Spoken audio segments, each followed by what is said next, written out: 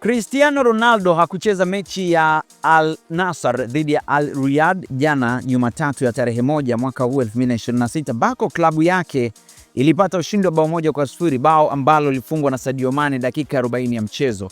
Sababu ya yeye kutoshiriki mechi hiyo ni mgomo wake binafsi na maono yake ambayo yanaakisi jinsi PIF, mfuko wa uwekezaji wa umma wa Saudi Arabia, unavyoichukulia klabu yake.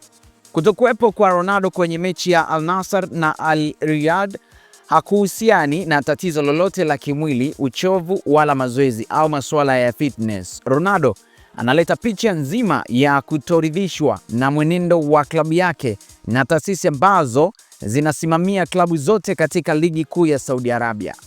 Ripoti muhimu ni ile sababu ya kwamba Ronaldo anagoma kucheza kutokana na kutoridhishwa na namna PIF inavyoshughulikia Al Nassr, hasa ukilinganisha na namna wanavyofanyiwa wapinzani wao ambao pia wanasimamiwa na mfuko huo. Sasa vinara wa ligi hiyo ambao ni Al Hilal walipata uwekezaji mkubwa tena katika dirisha la usajili wa majira ya baridi, tofauti na timu ya Al Nassr, licha ya maombi ya 1-1 ya kocha wa Al Nassr George Jesus kwenda PIF. Sasa hapa tunaambiwa ingawa kuna sababu ambazo zinahusiana na klabu yenyewe kushindwa kuwekeza uwekezaji wake vyema katika usajili ili kuifanya iwe imara kuwania mataji ya ndani na nje, kubwa zaidi ni hili la PIF. Je, swali, mgomo huu utaendelea mpaka lini? Bado mapema kusema. Tarehe 6 ya Ijumaa hii Al Nassr